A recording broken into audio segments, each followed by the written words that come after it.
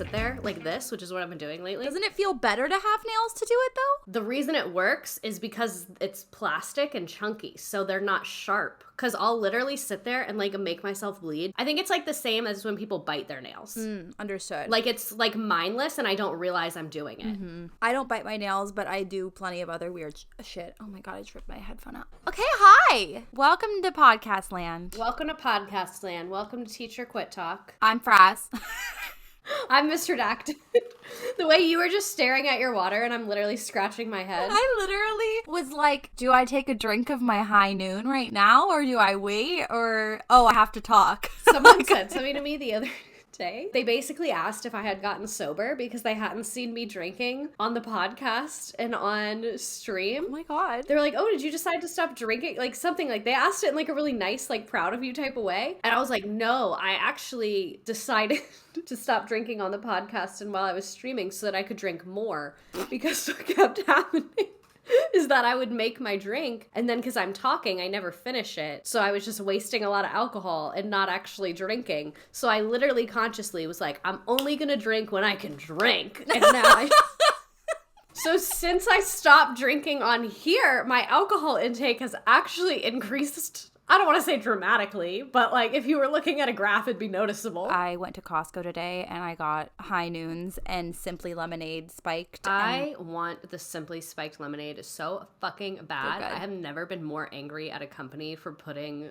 like fucking artificial sweeteners in something in my life because they don't put artificial sweeteners in their regular non-alcohol stuff. I know. Some of us want 60 grams of sugar in our cocktail, okay? And some of us don't want to have a horrible migraine. It is so easy to spend $314 at Costco, by the way. Costco will sneak up on your ass. Like I Costco, cannot believe it. You cannot relax in a Costco. You have to have your guard up. I'm flirting with the idea of getting a Costco membership. I don't know if I'm responsible enough for that, but if I do, I have to go in there with a calculator to be like tabulating as I'm shopping. No, I don't know what I was thinking today. It was insane. I literally was like, I'm gonna get some drinks. I just got like sparkling water and the high noons and the spiked lemonades and like, you know what I'm little hearing? Hints. $18. Over and $18. over. $18. And then I was like, oh, I need to get like toilet paper and paper towels. Oh, I need to get a chicken. Oh, I need to get a salad. And then it just really spiraled out of control. And Jay was like loving her life. She was smiling at everybody, making 100 friends. So I'm distracted. I'm just proud as can be. I'm like, thanks. I know. She's so cute, huh? Thank you. You're like, I do have the best baby in any Costco in California. Everyone's right. Meanwhile, I'm just loading shit into my cart, not even paying attention. It's horrible. But I am very stocked on drinks. On that note, we have a Patreon. If you would like to support us wasting money at Costco, well, you currently, me aspirationally. We have to do another Patreon submissions episode this month. Oh, we do. I feel free to leave this in. I feel like my final barrier at work is recording the podcast at work. You know what I mean? Yeah. Like I make TikTok. Like, I make TikToks at work. I prep the stream slides. Like, today, oh my God, I've never been more embarrassed in my fucking life. My sales manager was like, oh, I feel so bad. I've left you alone all day. And so she comes and sits next to me, and on 3 monitors, it was like a Beautiful Mind style, like in the FBI, like all the papers of me trying to piece together Kris Jenner's love life and definitively figure out when she moved in with her first fiance, was she 16 or 17? Because that's a really big fucking difference.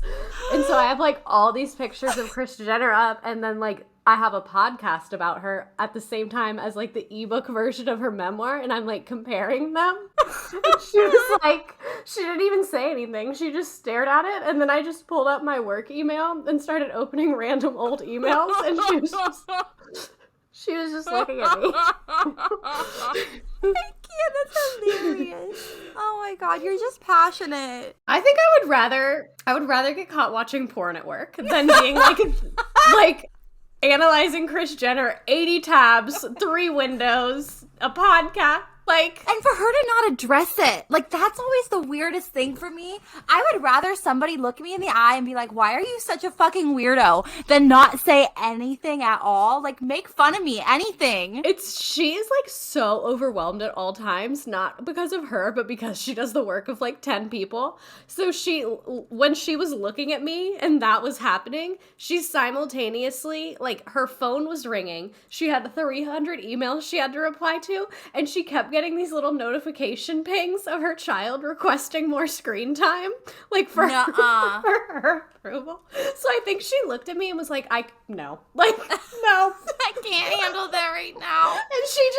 And looking at her face, I know what she was thinking. She was like, I'm sure there's no way that's happening. I'm hallucinating. I'm going to ignore it. Oh my God. Yeah, just record the podcast at that point. They'll let you. So today on Teacher Quit Talk, we have very exciting news for you all. We have all your emails. We have some submissions. I left it pretty open. I was like, emails, screenshots, whatever, because I know sometimes bullshit can come through many different avenues in many different formats. Like, I have text messages, emails, random printouts of the lyrics to How to Save a Life. There's lots of things that I have that should never have happened. So I was like, I'd love to hear some things from you all. That should have never happened. Yes. And the one we're doing first is just the fucking model for how to do this. They uploaded it to the Google Drive. They redacted out any like relevant information, but left the titles and just left out the names. Love this. Also, it starts with blank level up, which I'm assuming it's like the name of the school or something, level up. To administrators everywhere, not everything has to have a kitschy name. Free yourself. If you want to do something, you don't have to name it. You can just be like, hey, moving forward, this is the new plan for taking attendance. You don't have to be like, this is plan level up 300. Like, hashtag level up. Oh, the amount of principals putting hashtags in emails, it's an epidemic. It's the equivalent of posting a QR code on Instagram. Really? One of the people at work did that, and I told them I was going to report them to HR. Good. So anyway, this is from January 24th, 2022, just to set the climate. This is a letter from the principal. The header, it says blank level up. It says, Dear blank families. So I'm assuming it's the name of the school families. This letter is to inform you about an updated protocol to ensure safety. No student will be allowed to travel in the hallways with a bag. This excludes class-to-class transitions. It's imperative that we prevent students from traveling in the hallways with bags. There have been serious incidents where contraband has been confiscated from students. Oh my God, how does it get worse? We are aware that female students may need to carry small bags to the bathroom monthly. We ask that you notify the counselor and or the homeroom teacher directly to inform the middle school team of the need for your daughter to carry a feminine hygiene bag for a few days monthly. Is the principal going to be like,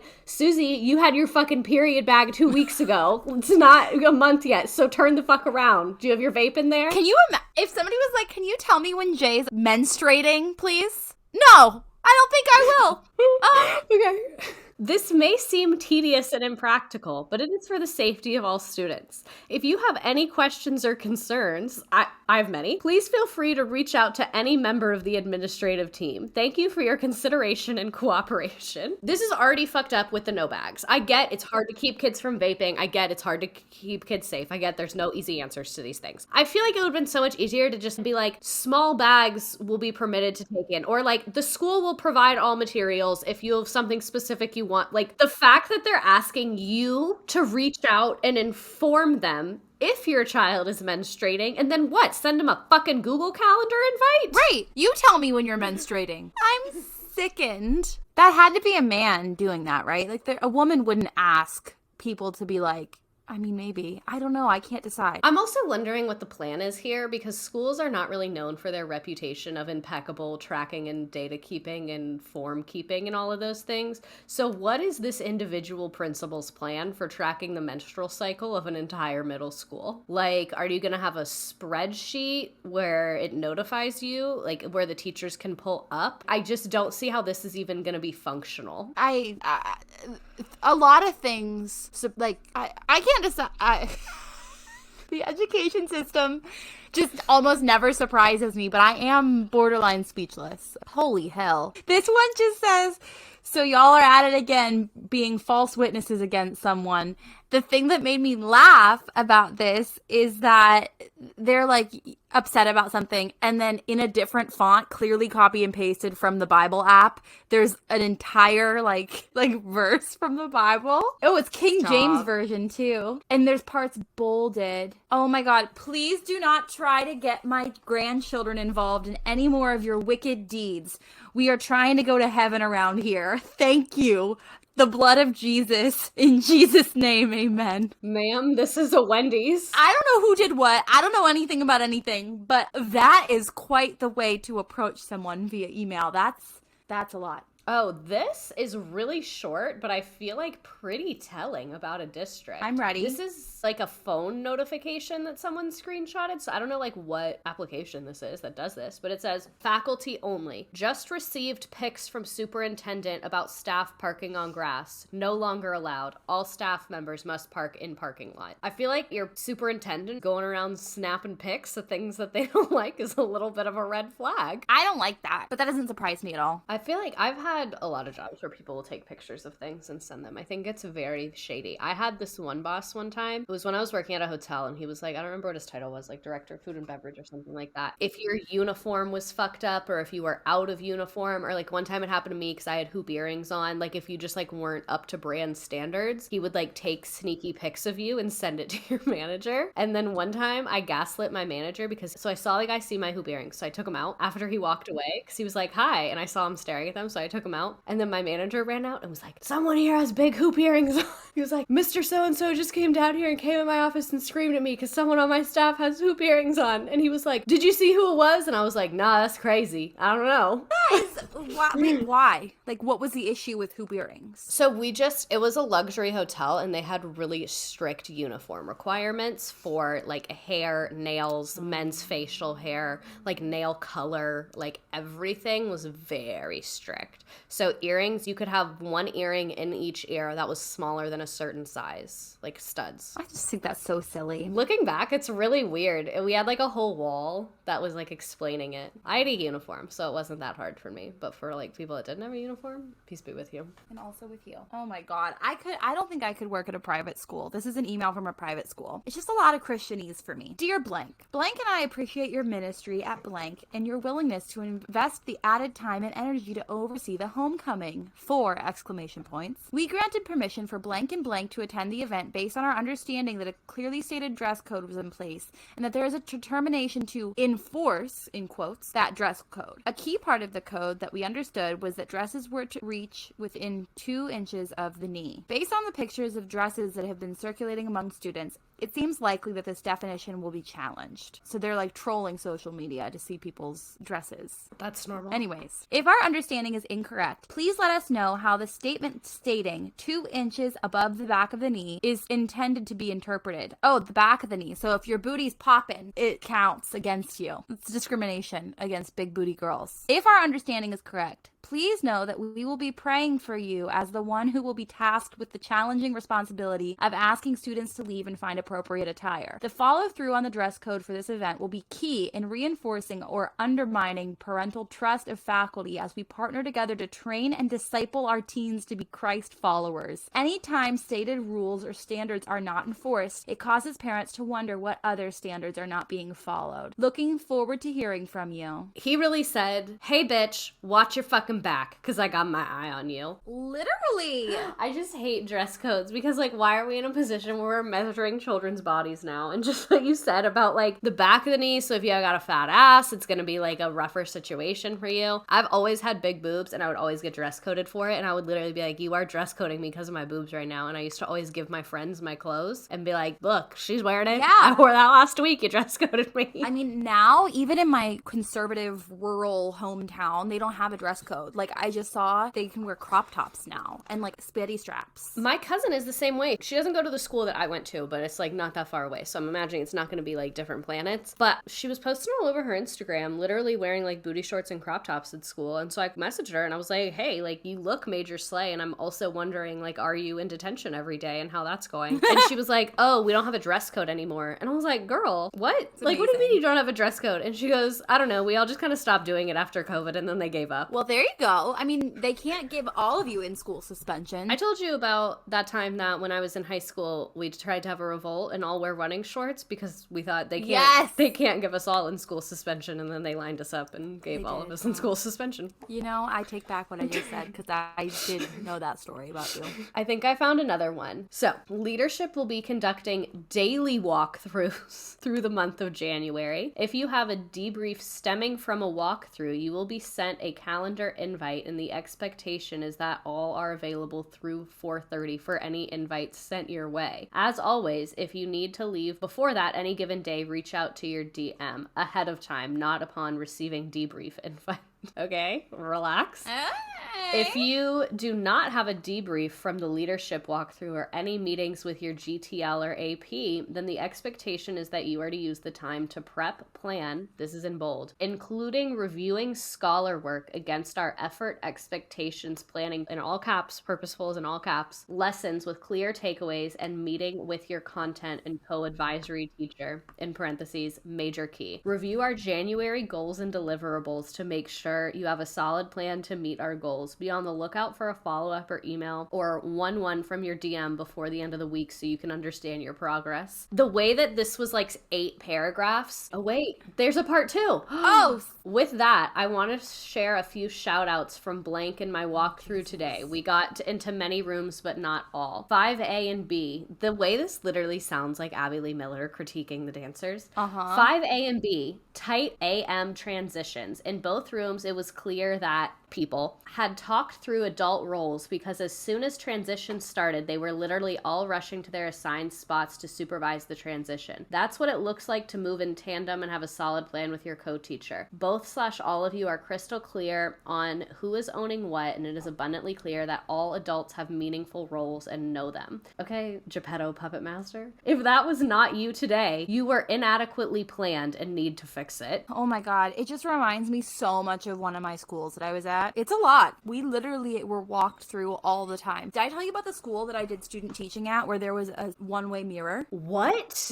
Okay. Like when the police like interrogate someone? Yeah. So when I was at my first school, student teaching, it was like my dream school. I loved it. It was like an inclusive school. I was really excited to be there because it was a model school for all the other inclusive schools in the area. So that means that like people come walking through it all the time to be like, okay, how do we implement this in our school? It's like the original Starbucks where you can like go on a tour. Yes, right. I remember Betsy DeVos wanted to come to the school because she thought, like, people who don't live in Southern California or in LA, they hear charter school and they don't realize that even LAUSD has schools that are called charter school. It doesn't necessarily mean that it's like a charter the way that Betsy DeVos thought it was a charter. So Betsy DeVos wanted to come to the school and everyone was like, is she on drugs? Like, absolutely not. You cannot come here.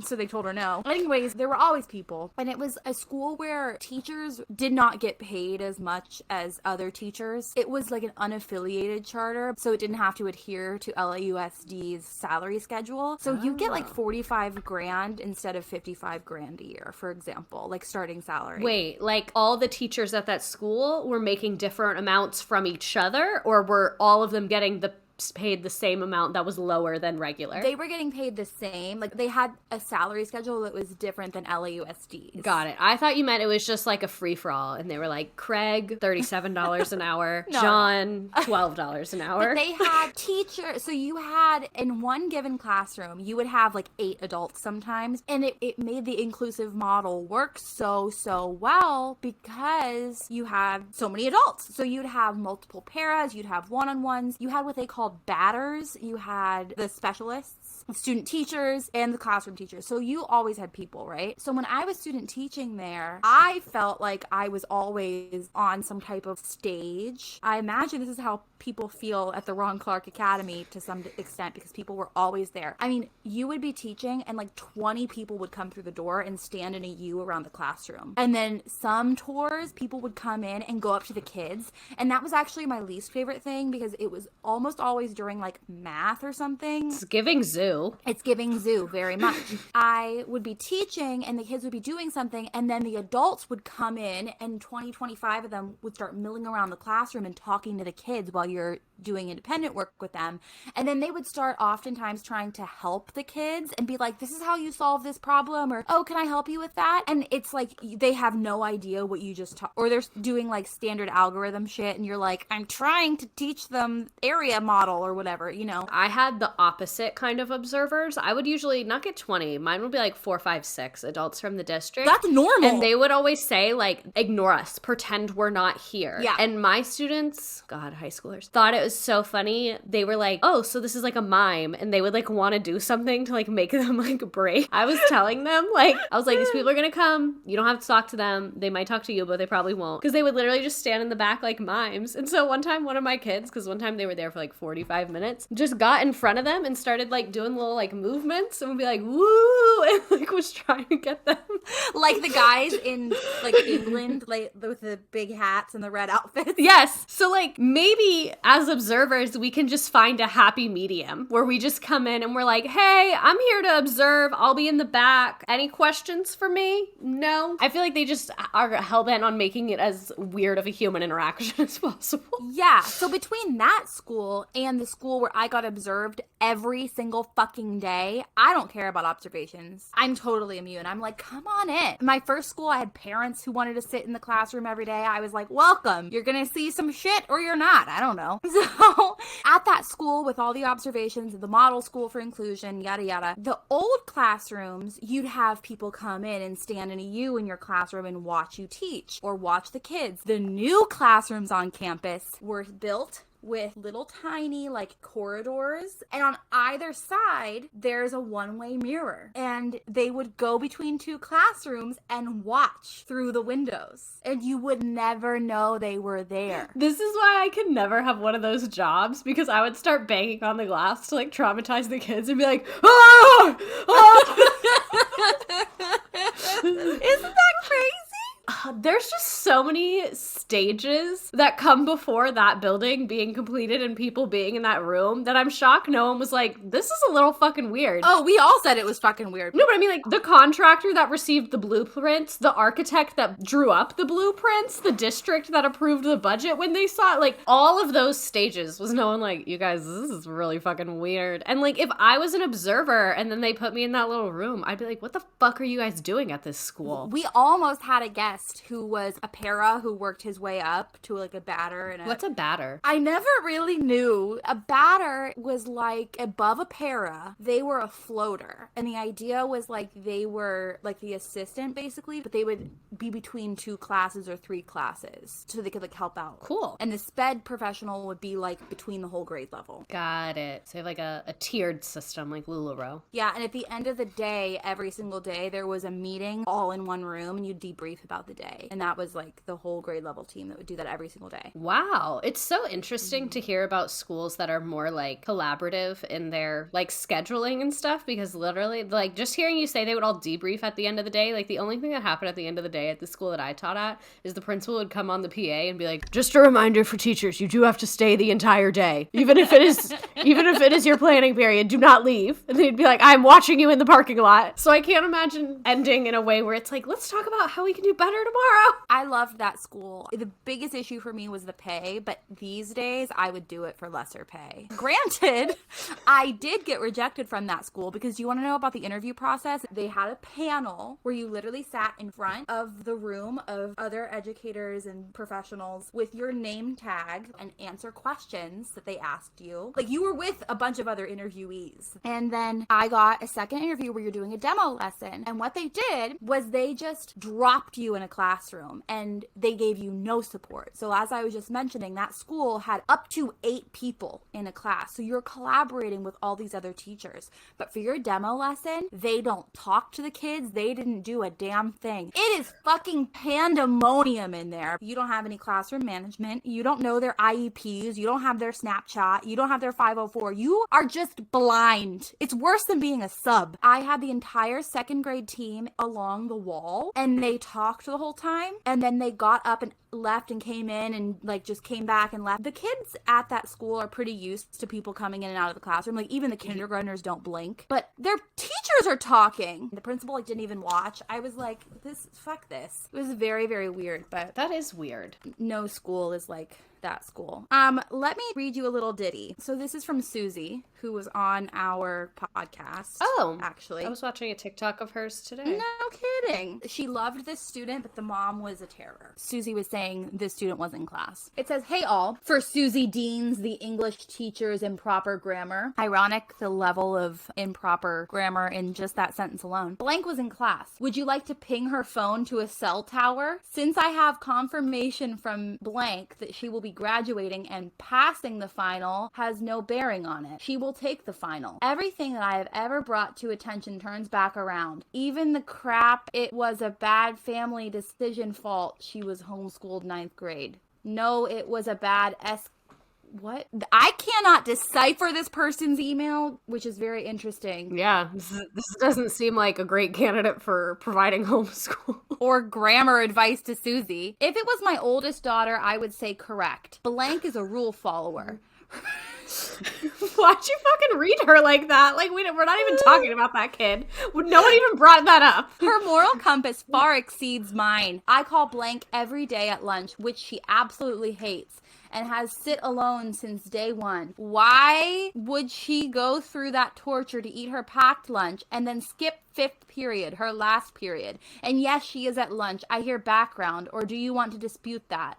Blank has learned from a young age to just zone out when she's being taught over her abilities, or the teacher does not have the ability to teach. She was there. Please note, blank is an adult also, so don't give me the adult to adult garbage. What? In Susie Dean's wisdom, did not write in the email what time she will be taking the final on May 12th. My assumption is 5th period. Please verify. All capital letters. I am not too impressed with Dean as a teacher and will leave it at that. Hope she does not make tenure. All caps again. At this point, I don't care and just get her out of that place is the family goal. Her high school career sucked with like 10 exclamation points. I hope to consider this my last battle with blank school system.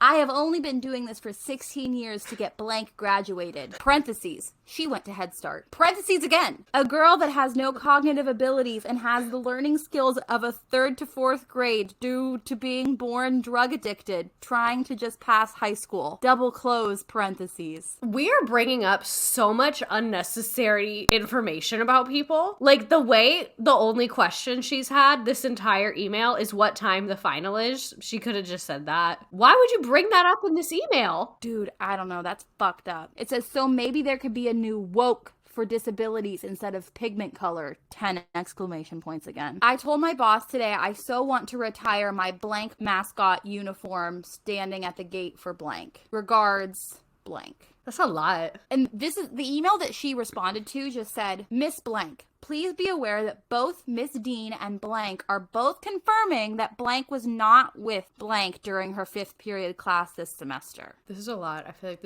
I wanted to have like a trust circle with this family. I feel so bad for that I want to check on this kid. If you're listening to this, you can come to my house, like literally whenevs. Oh my God, that's so sad. I have one. It's short, but it's rough. Okay. So this is an email. The subject line says message on school safety and security. I feel like that's something that is important to all teachers and heavy for all teachers and parents, like something that's very anxiety filled. So I think as a principal, when you're sending these messages about logistics information in regards to safety, I think you need to be very careful around your verbiage. I think that is just a best practice. They said, no greater challenge exists today than creating safe schools or restoring schools to tranquil and safe places of learning following a disaster. Even as this is our last day of school and we look forward to summer programs, remember, what you do now to prepare for an emergency just may save your life or others around you. Take a few minutes to prepare and plan. Safety and security is only as effective as its weakest link. Be vigilant. Make sure you aren't the weakest link. What the fuck? Right? Because there's not even any logistical information being included. Like, you just sent that to be fucking weird and scare people. This debatably feels like a threat. No, that's what I was just thinking. Doesn't that sound real? Like, if I got that email, I'd lock the door. literally, like, that's not normal. I've never heard anything like that. Don't be the weakest link. Like, that makes me think you're gonna, like, do a fake attack on the school to test us. Like, the way that they phrased it is how I feel about Alice training, which I know that Alice training is like, yada yada, it's the best thing, blah, blah, blah, blah. Like, I get it. I don't know who's Alice. You didn't have Alice training. Oh boy. So I had to watch some videos and stuff like that, but I don't think it was Alice herself. Alice is an acronym. I mean, yeah. What is it though? Like, what's the training? It's an active shooting response. Alert, lockdown, inform, counter, and evacuate. And, like, the counter part is throwing shit or attacking the shooter. Well, ours was a little bit different. We had a training, and it was, like, videos, and it went through all of that, but it wasn't an acronym because it was saying, like, there were two strategies. One was counter and one was hide, and it was giving you, like, examples of when to do each. So we didn't get an acronym. Also, our videos were filmed in, like, a office space and in, like, a retail warehouse, like, Home Depot type of place is what the videos were in. And I was like, did you guys just, like, buy these from some random company? Like, this is not even, it had nothing to do with the school at all. So weird. This is like when the principal tries to be like a cool principal, not like a regular principal, a cool principal. Hey, awesome team! 3 exclamation marks. I just wanted to say, I hope you can join us tomorrow evening for a few drinks, some pizza and snacks, and if it's nice, ... a dip in the pool and maybe the hot tub, smiley face.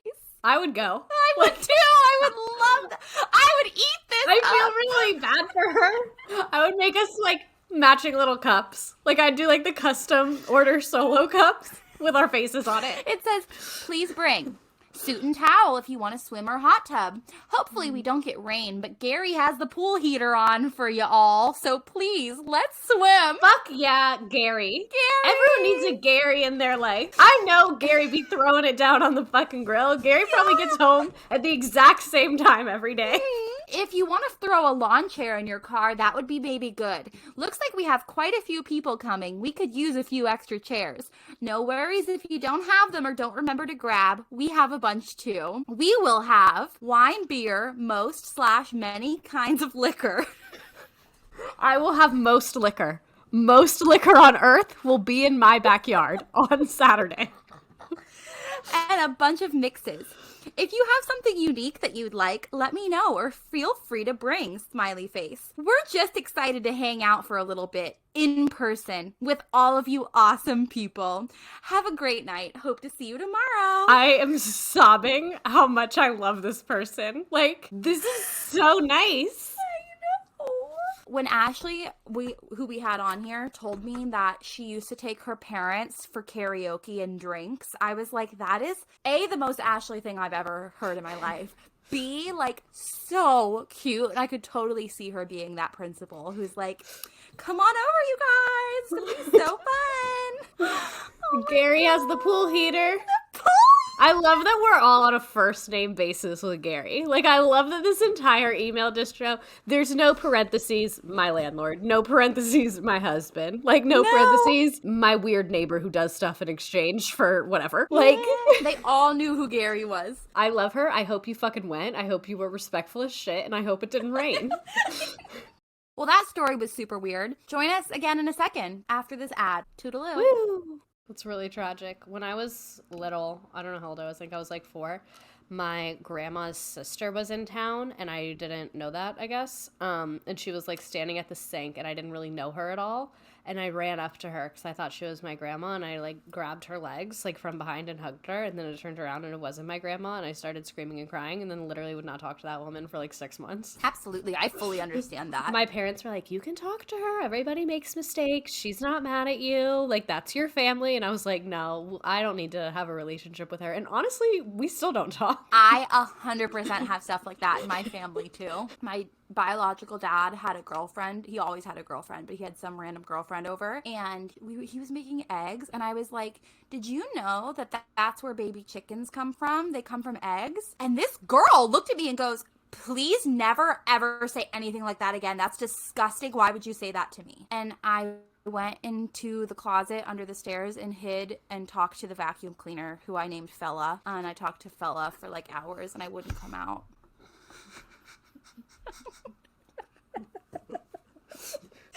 Now, what? Is it Fella's name?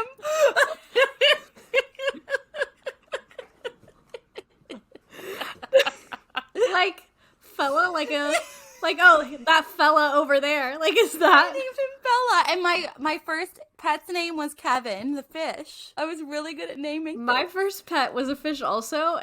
I was 4 and my sister was 9, and somehow she obtained a fish for me for Christmas without my parents knowing. I don't know how that happened. So I woke up on Christmas and she was like, it's a fish for you. And my parents were like, what the fuck? I want to take care of a fish. And they were like, what do you want to name him? And I named him Herman, and he lived for...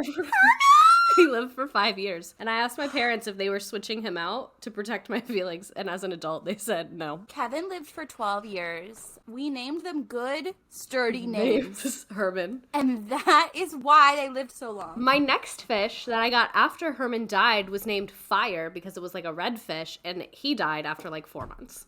See, it's a fucking cutesy name. Give me a Herman. Give me a Gary.